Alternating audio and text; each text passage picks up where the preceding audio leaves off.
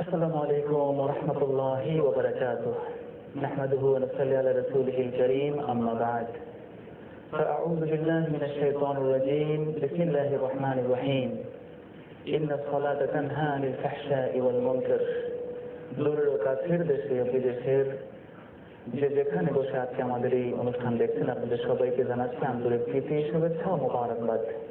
সম্মানিত সুধী, আমরা প্রতি দিনের মতো বিভিন্ন বিষয় নিয়ে আলোচনা করে থাকি। আজকে আমরা একটা গুরুত্বপূর্ণ বিষয় নিয়ে আলোচনা করব, কিরাআত খালফাল ইমাম, অর্থাৎ নামাজের মধ্যে একটি গুরুত্বপূর্ণ ইবাদত।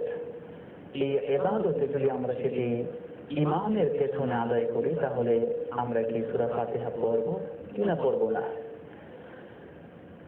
এই বিষয়টি আসলে একটি গুরুত্বপূর্ণ বিষয়, যেহেতু রাসূল আকরাম সাল্লাল্লাহু আলাইহি ওয়াসাল্লামের নিজের পক্ষ থেকেই এ মর্মে দুই ধরনের হাদিস পাওয়া যায়।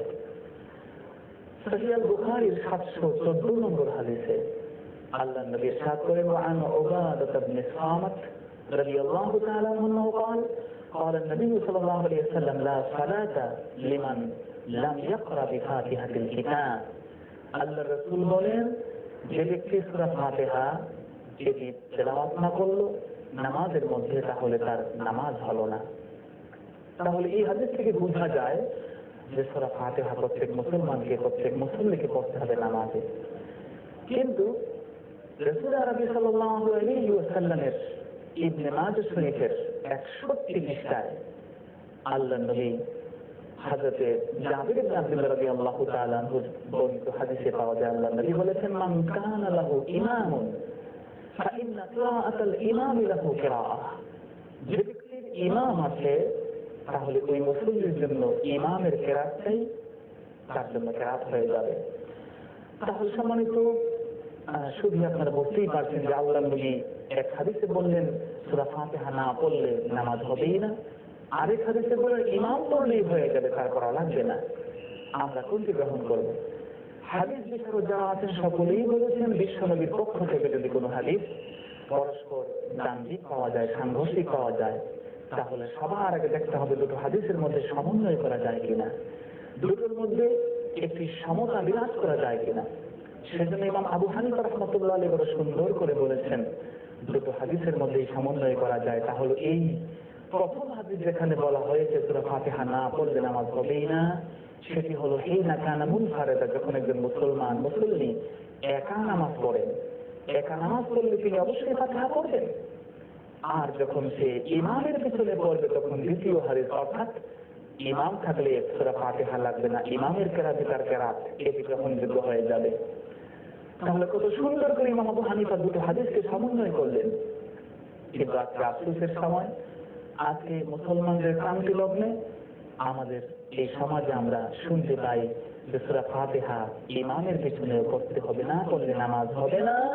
যারা নাকি আমরা বলি আমাদের পূর্বপুরুষরা উলামায়ে কেরামরা ইমাম আবু হানিফা রাহমাতুল্লাহ আলাইহি থেকে যুগ যুগ থেকে আলেমরা সূরা ফাতিহা পড়েন নাই, আমাদেরকে বলা হয় তারা ভুল করেছেন, নাউযুবিল্লাহ। বন্ধুরা আমার, আমরা আজকে একটু চিন্তা করার বিষয় আছে, গবেষণার বিষয় আছে, যেহেতু এই বিষয়টি নিয়ে আজকে বার্নিং ইস্যু হয়ে দাঁড়িয়েছে, নামাজ হয় কি হয় না। যদি আমরা কোরআনে কারীমের দিকে দৃষ্টিপাত করি, সূরাতুল আ'রাফের 204 নম্বর আয়াত আল্লাহ সুবহানাহু ওয়া তাআলা ইরশাদ করেন, ওয়া ইযা কুরিয়াল কুরআন ফাসতামিউ লাহু ওয়া আনসিতু লাআল্লাকুম তুরহামুন। যখন কোরআন তেলাওয়াত হয় তখন তোমরা চুপ করে শোনো, কান পেতে শোনো।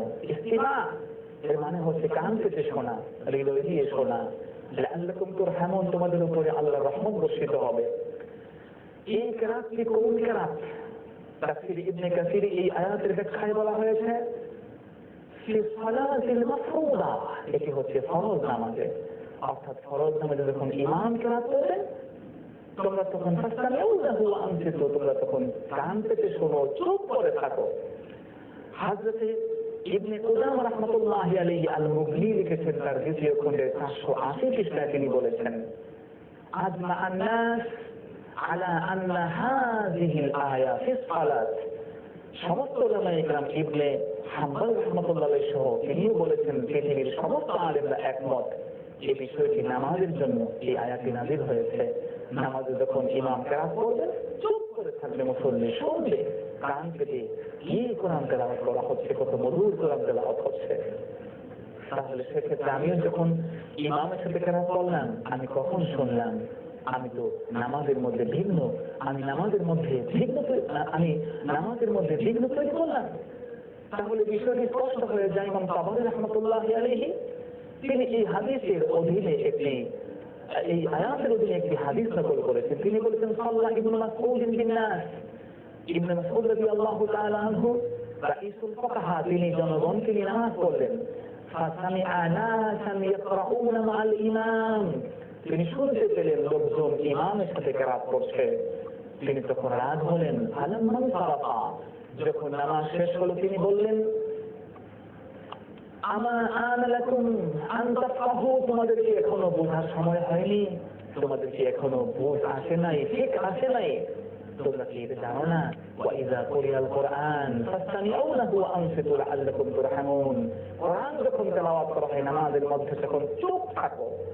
তাহলে এই আয়াতের অধীনে ইমাম তাবরীর মতো একজন বিশাল মাপের, একজন বড় মাপের 310 হিজরিতে তিনি ইন্তেকাল করেছেন, তিনি হাদিস নকল করেছেন। ইবনে মাসউদ রাদিয়াল্লাহু তাআলা আনহু রাইসুল ফুকাহা ছিলেন, তিনি এটি পছন্দ করেননি। রাসূলুল্লাহ সাল্লাল্লাহু আলাইহি ওয়াসাল্লামের হাদিসগুলো কিভাবে দৃষ্টিপাত করে দেখব। হযরত রাসূল আকরাম সাল্লাল্লাহু আলাইহি ওয়াসাল্লামের একটি হাদিস ইবনে মাজাহ শরীফে এসেছে, যে হাদিসটি আলবানী, যাকে নিয়ে আজকে অনেক কথা বলা হয়, তিনি এই হাদিসটি ইবনে মাজাহর সহিহ কাজ করেছেন। তিনি সেখানে তিনি এই হাদিসটিকে সহিহ বলেছেন। তার সহিহ ইবনে মাজাহর 688 নম্বর হাদিস। তিনি এই হাদিসটিকে সহিহ বলেছেন। কি জবাব দিবেন আজকে যারা এই বিষয় নিয়ে ইখতিলাফ করেন? আল্লাহ রাসূল আবু হুরায়রা রাদিয়াল্লাহু তাআলা আনহু থেকে বর্ণিত হাদিস, আল্লাহ রাসূল বলেন, ইন্নামা জুইলাল ইমাম লিইউতাম্মা বিহি, ইমামকে তোমাদের উপরে নির্বাচন করা হয়েছে, তিনি তোমাদেরকে ইমামতি করবেন, তোমাদেরকে তিনি দেখভাল করবেন। ফাইযা কাব্বারা কাব্বিরু, তাকে অনুসরণ করার জন্য নির্বাচন করা হয়েছে। আল্লাহ রাসূল বলেন, ফাইযা কাব্বারা কাব্বারু কাব্বিরু, যখন ইমাম তাকবীর দেয় তোমরা তাকবীর দাও। ওয়া ইযা ক্বারাআ ফানসিতু, ইমাম যখন কেরাত করে চুপ করে থাকো, কথা বলো না, কেরাত করা লাগবে না, তখন তোমরা চুপ করে শুনতে থাকো। ওয়া ইযা ক্বালা সামিআ আল্লাহু লিমান হামিদা কুলু রাব্বানা লাকাল হামদ, যখন তিনি সামিআ আল্লাহু লিমান হামিদা বলেন তুমি রাব্বানা লাকাল হামদ বলো। তাহলে দেখেন এই হাদিসের মধ্যে আমরা পেলাম আল্লাহ নবী স্পষ্ট করে বলে দিয়েছেন চুপ থাকো যখন ইমাম কেরাত করে। এবং এই হাদিসটি আলবানী সহিহ বলেছেন। বন্ধুরা আমার, ঠিক একইভাবে জাবের রাদিয়াল্লাহু তাআলা আনহু থেকে বর্ণিত হাদিস রয়েছে, ইমাম তিরমিজি এই হাদিস নকল করেছেন। কিতাবুস সালাতের মধ্যে দিয়ে লিখেছেন, আবওয়াবুস সালাতে তারকুল কিরাআহ, একটি বাব তিনি কায়েম করেছেন, একটি অধ্যায় কায়েম করেছেন। এবং মজার বিষয় হলো এই হাদিসটিকেও আলবানী সহিহ তিরমিজি যিনি সংস্করণ করেছেন, সেখানেও তিনি 313 নম্বর হাদিস সেখানে জায়গা পেয়েছে, সে হাদিস থেকেও তিনি সহিহ বলেছেন। এই হাদিসে রয়েছে আল্লাহ রাসূল সাল্লাল্লাহু আলাইহি সাল্লাম বলেন, মান সাল্লা রাকআতান লাম ইয়াকরা ফিহা বিউম্মিল কুরআন ফালাম ইউসাল্লি, আল্লাহ নবী বলেন যে নাকি এক রাকাত নামাজ পড়লো তাতে সূরা ফাতিহা পড়লো না, সে নামাজই পড়েনি। হাদিস কিন্তু এতটুকুই নয়, আল্লাহ রাসূল বলেন ইল্লা আইয়াকুনা ওয়ারা আল ইমাম, তবে হ্যাঁ সে যদি ইমামের পিছনে থাকে তাহলে বিষয়টি ব্যতিক্রম। তার মানে হলো ইমামের পিছনে থাকলে তার সূরা ফাতিহা পড়া লাগবে না। এবং তিরমিজি, যিনি বিশাল মাত্রার একজন আলেম ছিলেন, তিনি বলেছেন যার ঘরে তিরমিজি শরীফ থাকবে ফাকান্নামা ফি বাইতিহি নাবিয়্যুন ইয়াতাকাল্লাম, কেমন যেন তার ঘরে আল্লাহ নবী ঘরে তার বসে কথা বলছেন। সুবহানাল্লাহ। ইমাম তিরমিজি রাহমাতুল্লাহি আলাইহি বলেছেন, হাযা হাদিসুন হাসানুন সাহিহুন, এই হাদিসটি হাসান সহিহ হাদিস। ইমাম তিরমিজির মতো বিখ্যাত একজন আলিম, একজন ফকিহ, একজন মুহাদ্দিস, তিনি হাদিসটিকে সহিহ বলে আখ্যায়িত করেছেন। তাহলে এই হাদিসটিকেও আল্লাহ নবী সূরা ফাতিহা পড়তে বলেছেন, তবে হ্যাঁ ইমামের পিছনে পড়তে নিষেধ করে দিয়েছেন। ঠিক একই রকম শারহুল আনিল আসার ইমাম আবু দাউদ, ইমাম আবু জাফর তাহাবী রাহমাতুল্লাহ আলাইহি রচনা করেছেন, তিনি নকল করেছেন তার কিতাবের মধ্যে 3801 নম্বর হাদিস।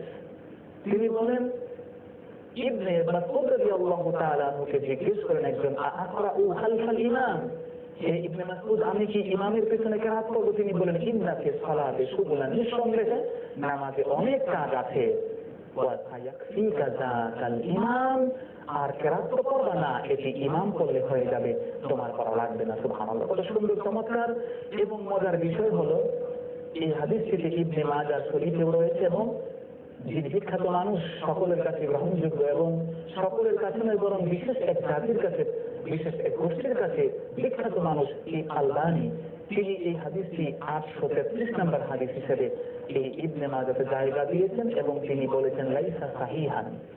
তিনি এটিকে দঈফ বলেন নাই, মাউযু বলেন নাই, বলছেন লাইসা সাহিহান। কি চমৎকার কথা, তিনি এটিকে সহিহ বলেন নাই। সহিহ না হলে হাদিসটি তো হাসানও হতে পারে। তাহলে কি এখানে একটি গোমর তিনি একটি লুকিয়ে রাখলেন যে কি সহিহ বলেন নাই? সহিহ না হলে হাদিস হাসান হয়, হাসান লিজাতিহি হয়, হাসান লিগাইরিহি হয়, যেগুলো অবশ্য কারণে, যেগুলো অবশ্যই মানতে হবে। বন্ধুরা আমার, তাছাড়া রাসূল আকরাম সাল্লাল্লাহু আলাইহি ওয়াসাল্লামের সাহাবী যায়েদ ইবনে সাবিত, তাকে আতা ইবনে ইয়াসার, তিনি বলছেন, আমি তাকে প্রশ্ন করলাম আন কিরাআত খালফাল ইমাম। তিনি বললেন, লা কিরাআতা মাআল ইমাম, ইমামের সাথে কোনো কিরাত নেই। এবং এই হাদিস থেকে আলবানী নাসাই শরীফের উনি সংস্করণ করেছেন, সহিহ নাসাই লিখেছেন। নাসাই এমনিতেই সহিহ কিতাব, এটিকে আবার সহিহ করে লেখার প্রয়োজন ছিল না। এই নাসাই কিতাবে তিনি 960 নম্বর হাদিস এবং সেটাকেও চমৎকার ভাবে তিনি সহিহ বলেছেন। তাহলে এতগুলো সহিহ হাদিসের মধ্যে আল্লাহ নবী কিরাত খালফাল ইমামকে নিষেধ করলেন। আর যে হাদিস আল্লাহ রাসূল বলেছেন হ্যাঁ ফাতিহা পড়তে হবে, আমরা তো ব্যাখ্যা বলেছি, একা পড়লে অবশ্যই পড়তে হবে, 1000 বার পড়তে হবে, তাহলে নামাজ হবে না। কিন্তু ইমামের পিছনে থাকলে সেটি কিন্তু করা লাগবে না, বরং ইমাম পড়লে তার পড়া হয়ে যাবে। আল্লাহ নবী অন্য হাদিসে স্পষ্ট বলেছেন, আতাকরাউ, তোমরা কি পড়ছো? বলে ইমামও ইয়াকরাউ। মিশকাত শরীফের সঙ্গে আল্লাহ রাসূল বলেছেন, ইমাম কিরাত করছে, তোমরাও কি কিরাত করছো? সাবধান, ইমামকে তোমরা বাধা সৃষ্টি করো না তার নামাজের মধ্যে। আর সবশেষে একটি চমৎকার কথা আল্লামা আবু জাফর তাহাবী রাহমাতুল্লাহ আলাইহি যিনি বলেছেন, তার শারহুল আলিল আসরের প্রথম খণ্ডের 218 পৃষ্ঠায় তিনি যুক্তি দিয়েছেন। দেখুন, যারা বলেন ফাতিহা পড়তেই হবে, না পড়লে নামাজ হবে না, পূর্বপুরুষরা ফাতিহা না পড়ে ইমামের ভিতরে নামাজ পড়ে গেছেন, তারা কেউ জান্নাতে যান নাই, এমন কঠিন কঠিন কথা বলেন।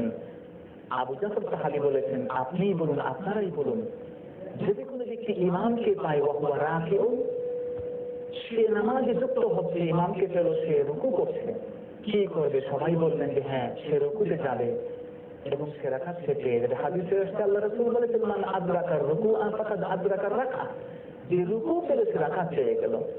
তাহলে কত চমৎকার, একজন ব্যক্তি যখন কাউকে রুকুতে পেল, ইমামকে মুসল্লি হয়ে মুক্তাদি হয়ে সেও রুকু করলো, ওই রাকাত পেয়ে গেল। ওই রাকাতকে তার আবার নতুন করে পড়া লাগবে না। ইমাম আবু জাফর তাহাবী বলেন, তাহলে যে ব্যক্তি ইমামকে রুকুতে পেল, সেও রুকুতে গিয়ে নামাজে শরীক হলো, তাই না কিরাআতুহু, কোথায় সে কিরাত করবে? রুকুতে গেলে সে তো সূরা ফাতিহা পড়ার সুযোগ পেল না। তাহলে আজকে যারা এই হাদিসকে গ্রহণ করে, যারা বলেন হ্যাঁ রুকু পেলে রাকাত পেয়ে গেলাম, ফাতিহা লাগবে না, আর যারা বলেন এই ইমামের পিছনে থাকলে ফাতিহা পড়তে হবে, বিষয়টা স্ববিরোধী কি হলো না? এই জন্য আমরা বলি হ্যাঁ, ইমামকে রুকুতে পেয়েছো, তুমি রুকুতে চলে যাও, সূরা ফাতিহা পড়া লাগবে না, যেহেতু মান কানা লাহু ইমাম, যার ইমাম আছে, ফাইন্না কিরাআতাল ইমামি লাহু কিরাআহ, ইমাম কিরাত করলে তার কিরাত হয়ে যাবে। তাহলে নিঃসন্দেহে বোঝা গেল যে আমি যখন রুকুতে গেলাম, ইমাম রুকুতে গেছেন, ইমাম তো সূরা ফাতিহা পড়েছেন, আমি তার সাথে লায়েক হলাম, আমি তার সাথে মিলিত হলাম, আমার কিরাত তার কিরাত, তার কিরাত আমার কিরাত, নিঃসন্দেহে তিনি যে কিরাত করেছেন তা আদায় হয়ে গেছে আমার পক্ষ থেকে। আমাদের এই বিষয়টি একটি সুমীমাংসিত বিষয়। এই বিষয়টি ইমাম আবু হানিফা রাহমাতুল্লাহ আলাইহি 1000 বছর আগে 80 হিজরিতে জন্ম। আল্লাহর নবীর 6 জন সাহাবীকে তিনি লিখেছেন, তিনি কত চমৎকার করে নবীর 2 হাদিসকে সমন্বয় করে দিলেন। যারা বলবেন যে না সূরা ফাতিহা পড়াই লাগবে, তারা এই 5-6টি সহিহ হাদিস যা আলবানীও সহিহ বলেছেন তার কি জবাব দেবেন? আমরা তো চমৎকার ভাবে জবাব দিয়েছি, হ্যাঁ সূরা ফাতিহা পড়া লাগবে। যে হাদিসে এসেছে তা হচ্ছে সেই ক্ষেত্রে যখন ব্যক্তি একা নামাজ পড়ে। এই জন্য বন্ধুরা আমার, সম্মানিত মুসলিম ভাইয়েরা আমার, বোনেরা আমার, এটি নিয়ে কখনো বিভ্রান্ত হওয়ার কোনো সুযোগ নেই। যারা মুসল্লি হয়ে মুক্তাদি হয়ে ইমামের পিছনে নামাজ পড়বেন, চুপ করে দাঁড়িয়ে থাকবেন, আপনার উপরে রহমত বর্ষিত হবে, আপনার উপরে আল্লাহর খাস একটি নজর বর্ষিত হবে। আপনি নিঃসন্দেহে আপনার ইমামের কেরাতের আপনি ভাগিদার হবেন। ইমাম ভুল করলে আপনি যতই শুদ্ধ করেন আপনার কিন্তু নামাজ হবে না। যেহেতু ইমাম লিউতাম দেখি আল্লাহ রাসূল তো বলেই দিয়েছেন ইমামকে অনুসরণের জন্য। তাহলে আমাদের এই বিষয়টি যেন আল্লাহ রাব্বুল আলামিন বোঝার, এই বিষয়টি নিয়ে আর যেন কোনোভাবে বিভ্রান্ত হওয়ার সুযোগ না দেন, এবং আমরা যে আমলটি করেছি সহিহ হাদিস ভিত্তিক এবং সহিহ হাদিসের উপরে আমাদের মাযহাবের প্রতিটি আমল যা প্রমাণিত, যা স্বীকৃত, যার উপরে কোনো আপত্তি নেই। আল্লাহ রাব্বুল আলামিন আমাদেরকে এই একটি বিষয়, নামাজের মতো একটি গুরুত্বপূর্ণ বিষয় বুঝে শুনে এবং ইতমিনানের সাথে ইমামকে ইমাম মনে করে, আমার নেতা মনে করে তার পিছনে চুপ করে দাঁড়িয়ে থেকে আমি যেন কেরাত শুনতে পারি। আল্লাহ রাব্বুল আলামিন আমাদের সেটা তৌফিক দিন। আল্লাহ রাব্বুল আলামিন আমাদের আমলকে কবুল করুন, এ প্রয়াসকে কবুল করুন। আপনাদের সকলের সুস্বাস্থ্য এবং সর্বাঙ্গীন কল্যাণ কামনা করে এখানে শেষ করতে আজকের মতো। আবার দেখা হবে সে আশায়। আসসালামু আলাইকুম ওয়া রাহমাতুল্লাহি ওয়া বারাকাতুহু।